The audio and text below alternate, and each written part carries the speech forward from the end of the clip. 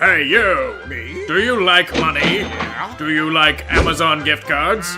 Do you want to do almost nothing for it? Yeah. Then I've got an easy solution for you. Global Test Market is the quick, pain-free way to get cash and gift cards. All you have to do is fill out quick research surveys to help known brands improve their products. Sitting around, doing next to nothing, and making money? It's the trifecta! Yeah! Click the link in the description below and start the earning spree today. Special thanks to Global Test Market for sponsoring this video.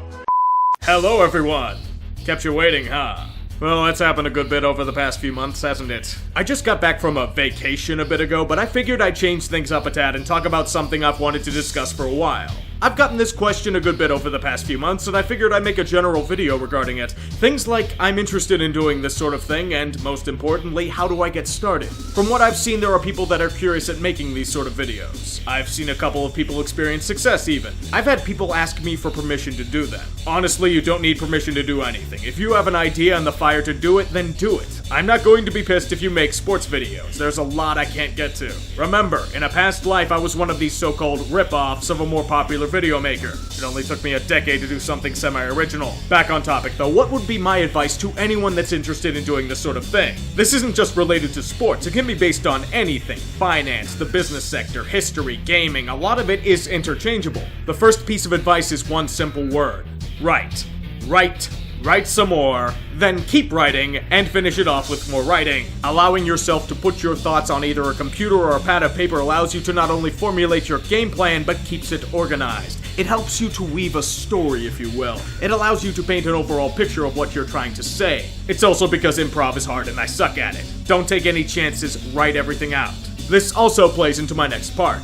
Find your personality. After a bit, you will realize what your strengths are. Cater your writing to them. Are you more informative? Do you prefer the comedic flair? Don't just imitate something. People don't want to see imitations. They want to see you. They want to see something authentic. If you try to be something that you aren't, people will see right through it. My next piece of advice, if you're new to this, don't bite off more than you can chew. It's a bit like the boiling frog analogy. If you throw an aspiring video maker right into the fires of an ambitious project, they will jump right out. If you put a video maker into a simple project, then amp up to an ambitious project, they will slowly boil to death under editing. Okay, so not really like that, but the point remains. Don't go after wide-encompassing projects in the beginning. Baby steps. Fourthly, make your product compelling to watch. You don't have to make it into a Hollywood production, but be aware that YouTube seems to have developed a sort of minimum standard for videos, at least from what I have seen. Make it appealing to the eyes and ears. Technology has made microphones and video editing software relatively affordable in comparison to the greater picture.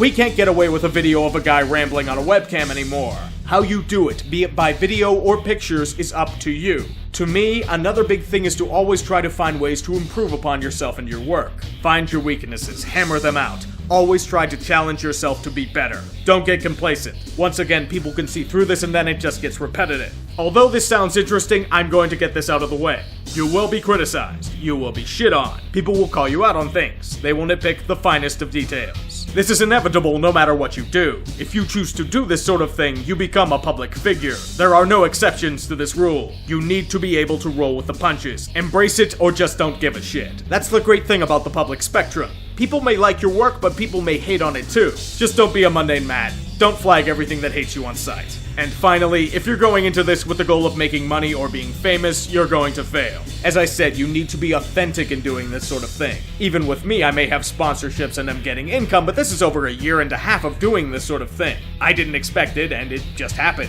Yes, it sounds hypocritical, but I do this because there's a sick, twisted part of me that enjoys doing this sort of thing. Just let it flow through you and have no expectations. You might be surprised as to what happened. This is a most accurate guide to shitposting on YouTube. But in all seriousness, if you're interested in trying this sort of thing out, go for it. Don't be afraid of the cannibalistic hordes of angry viewers. I've already lost a few limbs to them and I'm just fine. Nike swoosh, kids. Nike swoosh.